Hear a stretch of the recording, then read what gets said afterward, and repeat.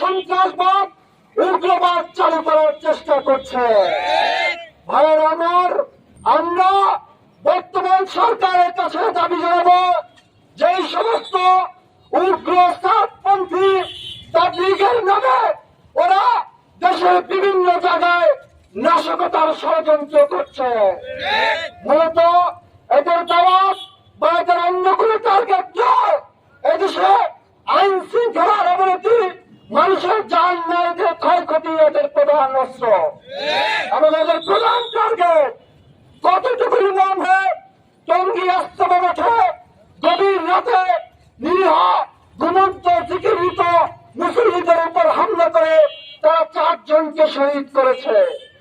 ভাবা যায় দাওয়াতে তাবলীগের আমরা জানি সেটা হচ্ছে দাওয়াতের লাইন, মানুষের পিঠ